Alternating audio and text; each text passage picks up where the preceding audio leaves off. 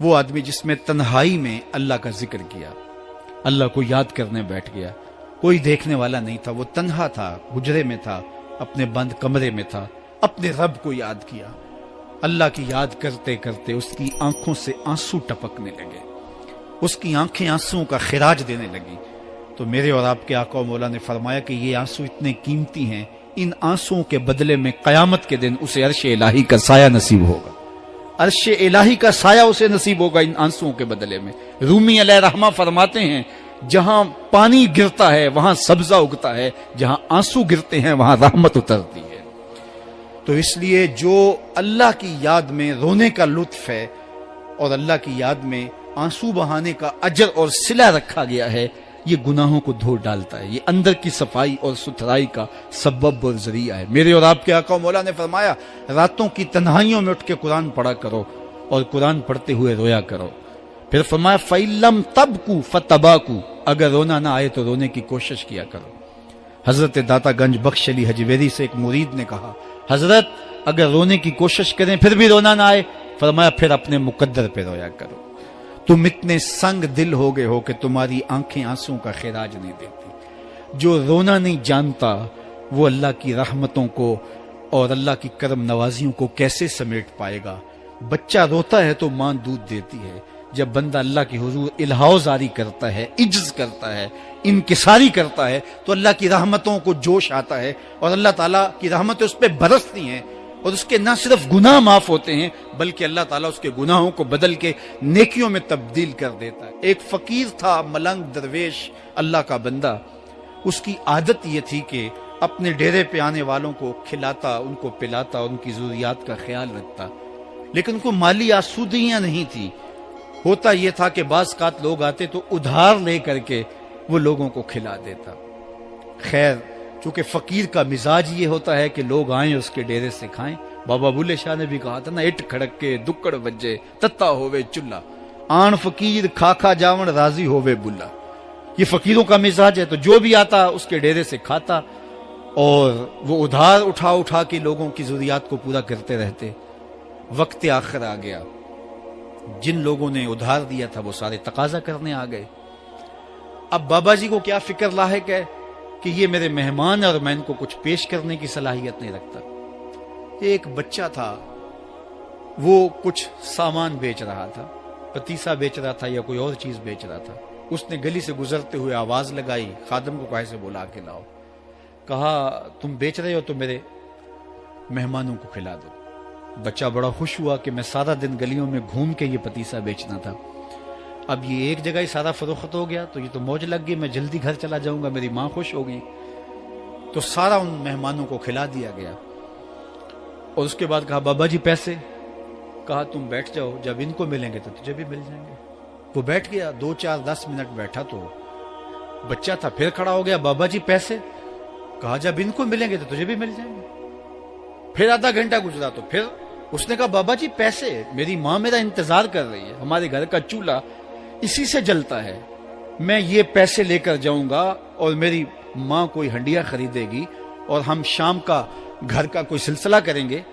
کہا بیٹا جب ان کو ملے گا تو تجھے بھی مل جائے گا۔ بچے نے رونا شروع کر دیا، یتیم بچہ تھا، اس کا سارا آسرا یہی تھا، اس نے رونا شروع کر دیا۔ جب بچہ رویا اللہ کی رحمت کو جوش آیا، کوئی مرید نذرانہ لے کے ان بزرگوں کے پاس آ گیا اور اشرفیوں کی بھری ہوئی تھیلی پیش کی۔ وہ اتنے پیسے تھے کہ اس بچے کو بھی دیے، جتنے لوگ آئے تھے سب کا قرض چکایا، کہا جاؤ گھروں کو۔ تو سب نے کہا بابا جی ہم صبح سے بیٹھے ہوئے تھے تو یہ نذرانہ دینے والا صبح سے نہیں آیا، تو اب کیسے آ گیا؟ کہا صبح سے تمہارے اندر کوئی رونے والا نہیں تھا، ایک رونے والا آیا تو باقیوں کا بھی کام بن گیا۔ بعض اوقات کسی ایک شخص کی وجہ سے باقیوں کی خطائیں بھی معاف ہوتی ہیں۔ آج ہم اجتماعی طور پہ تا حد نظر اندر باہر اوپر نیچے اتنے لوگوں کے ہجوم میں اللہ کی بارگاہ سے یہ توقع رکھتے ہیں کہ مالک کتنے ہجوم میں کوئی ایک تو ہوگا جو تیرا لاڈلا ہوگا، کوئی ایک تو ہوگا جو تیرا بہت قریبی ہوگا، کوئی ایک تو ہوگا جس پہ تیری رحمتیں برسیں گی۔ تو مالک اس کے صدقے سے ہماری خطائیں بھی معاف کر دے، ہمارے گناہ بھی معاف کر دے۔ کوئی ایک رونے والی آنکھ مل گئی تو باقیوں کا بھی کام بن جائے گا. اٹھ فریدا ستیا تے میلا ویکھن جا, وت کوئی بخشیا مل جاوے تے تو ہی بخشیا جا. میرے مالک ہم سب کی خطائیں معاف کر دے, ہم سب سے درگزر فرما, اور ہم سب کے باطن کو ستھرائیاں دے دے, ہمارے اندر کو پاکیزگیاں دے دے. بہت وقت میں نے اور آپ نے صاحب گزار لیا, تیزی کے ساتھ زندگی بیت رہی ہے. میں اگر اپنے آپ کو دیکھوں تو میری زندگی کتنی بہاریں کاٹ چکی ہے.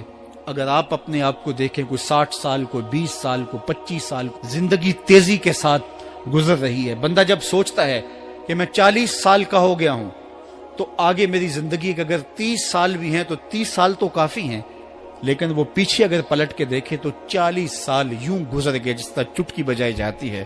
جب چٹکی بجانے کے وقت میں 40 سال گزر گئے محسوس ہوتے ہیں, تو جو باقی 30 سال اگر ہوئے بھی وہ تو گمان ہے میرا, وہ تو گمان ہے آپ کا. ہمیں تو ایک سانس کا بھی نہیں پتا.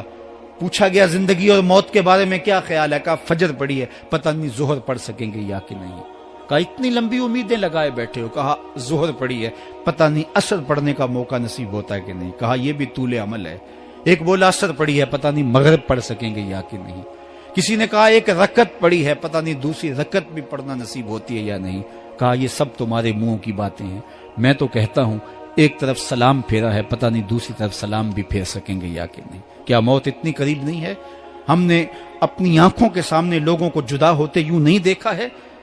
ہم کہتے ہیں اس کی خبر سنا رہے ہو موت کی, یہ تو میں نے ابھی سبزی والی دکان پہ دیکھا تھا. لیکن جب موت آتی ہے تو ایک لمحے کا تقدم اور تاخر نہیں ہوتا. تو صاحب آئیے اپنی زندگی کو اللہ اور اس کے رسول کی راہوں پہ ڈالیں. آج وقت ہے, آج موقع ہے, آج توبہ کا دروازہ کھلا ہے, کل سب کچھ نہیں ہوگا. آج اس کی رحمتیں آواز دے رہی ہیں. آج وقت ہے, وقت پر کافی ہے ایک قطرہ بھی آب خوش ہنگام کا. جل گیا جب کھیت برسا می تو پھر کس کام کا. اب آئیے سنیے, اس کائنات کے اندر ہمیں وہ خواتین ملیں گی جو پردے کے پیچھے تھی, لیکن پردے کے سامنے ماں نہیں آئی, عبد القادر جیلانی آئے. ماں پردے کے پیچھے تھی, پردے کے سامنے فرید الدین گنج شکر آئے. ماں پردے کے پیچھے تھی, مہر و ماں نے بھی آنچل نہیں دیکھا, لیکن پردے کے سامنے کربلا میں حسین ابن علی آئے. تو یہ پردے کے سامنے آئے, وہ پردے کے پیچھے تھی.